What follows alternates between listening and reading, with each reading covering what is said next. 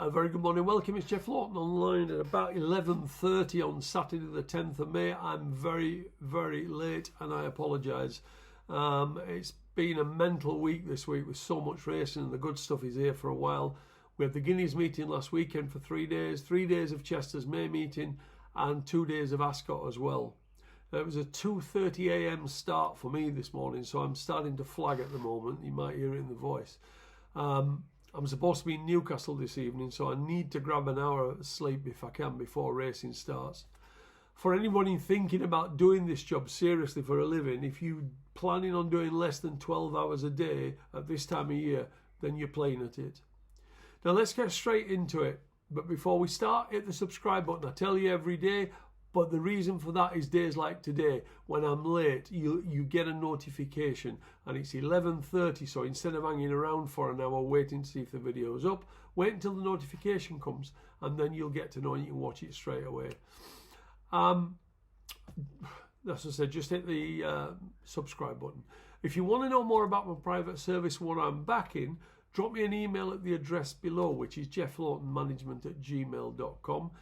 To inquire. We were 9 winners from 13 bets last week with a 28 points profit, so things are looking good on that front.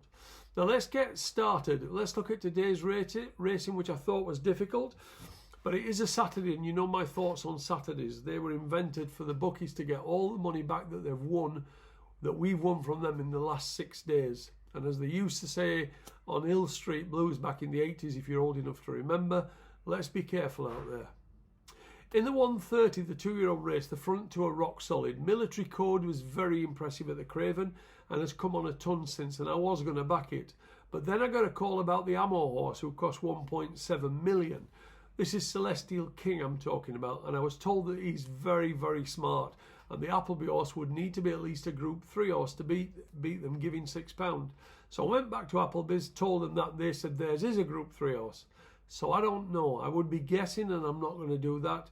But I think you'd certainly expect these two to fight out the finish.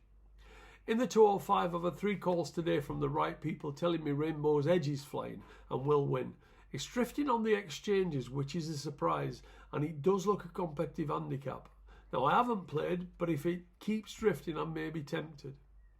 Another big drifter that I like is Morafor.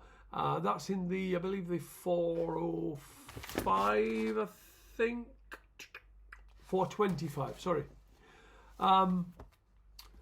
It's another one trained by John Gosney. It was 2-1 this morning, but currently is 100-30 on the exchanges. Now, I think there are 2 reasons for that.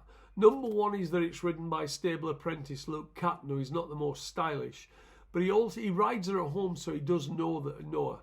Secondly, she's not straightforward and carries her head a bit high, but I do think she could be better than these.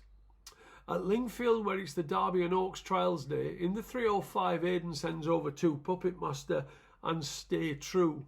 As the betting now shows, the yard are very keen on Puppet Master, but that was odds against this morning. And in the 335, another Ammo horse in the shape of Cathedral caught my eye this morning when she was 15-8. She's only run twice, winning easily on her debut before just getting touched off in the Group 3 also Sharp Stakes last back end. Now, the horse who finished just behind her that day was none other than Flight, who was second in last week's 1,000 guineas, and that would be a hell of a form line to follow, and again, she's been heavily backed.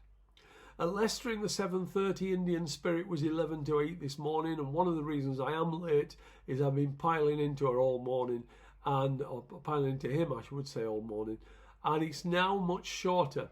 But he made his debut in a nice Newbury maiden, and that would be a far better race than the one he runs in tonight. I'm just going to mention a couple in Ireland because I've had 2 real strong messages for if there are any use to you. I'll mention a couple. In the 125 at Naas, Aidan O'Brien is an odds-on favourite, but I'm told that Amiata of Jer Lyons is very speedy, and the yard think they can beat the favourite, so we'll see there. And in the 140 at Cork, I'm told that Mick Collins will win. Make no mistakes. So, if you any use to you. So don't go crazy today, but there are a few warm ones there for you that you might be able to just play around with in doubles and trebles. I'll leave that for today, but remember to hit that subscribe button so you're not waiting around for me when I am late today.